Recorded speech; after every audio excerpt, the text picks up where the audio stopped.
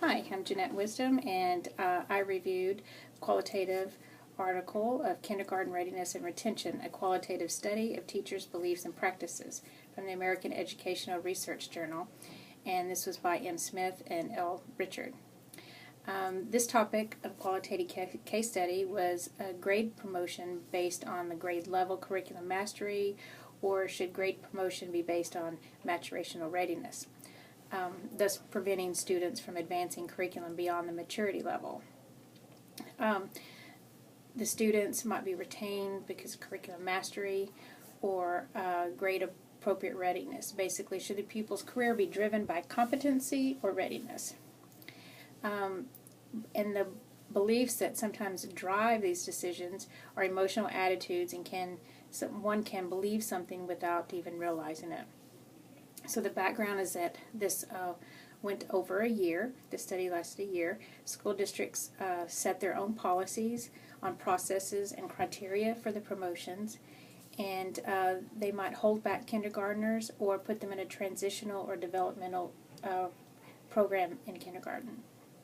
The purpose of this qualitative study was to explore the use of retention practices, teacher beliefs that relate to retention as a solution for unreadiness or incompetence, and organizational elements that contribute to those beliefs and practices. So not only were the teachers' beliefs driving it, its influences from other teachers, administration, policies, and then the maturity of the students. The method that contributed to the enlightenment of the study was that the qualitative study, case study with primary data gathering was clinical interviews with teachers and semi-structured interviews with parents. And then it also included observation and analysis of documents that lasted over a year. Working assumptions in both designs, in both the design and the interviews, and the preliminary analysis that such dimensions might exist in the beliefs of teachers, which working on these, on these assumptions and going in already feeling that these beliefs are probably the cause, I wonder if this contributed to the bias. The teachers' beliefs differed among them as far as whether they construed the development of school readiness as an internal or environmental, or by external influences, by parents, other teachers, low development maturation.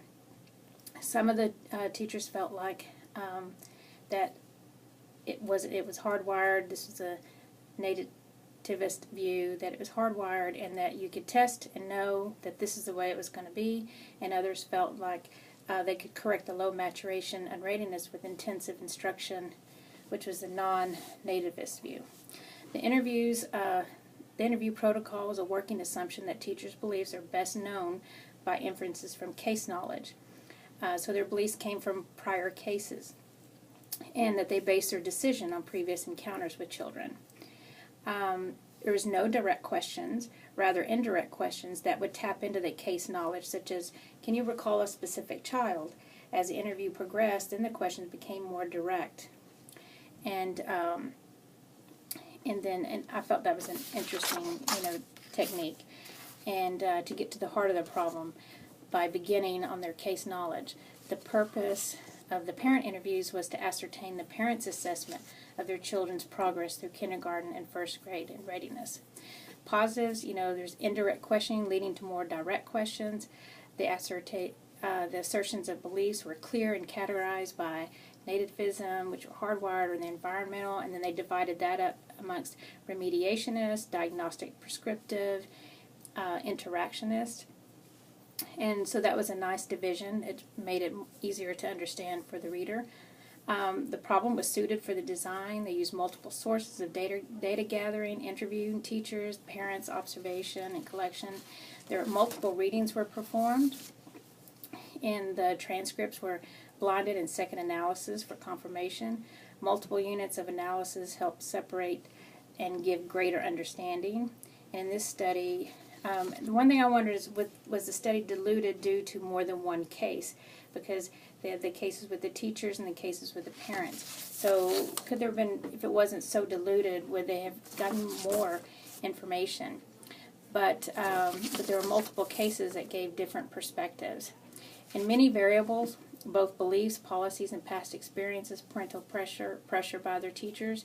There is a lot of variables that could have changed either way on how they retained or promoted the students. Very interesting article. Thank you for your time.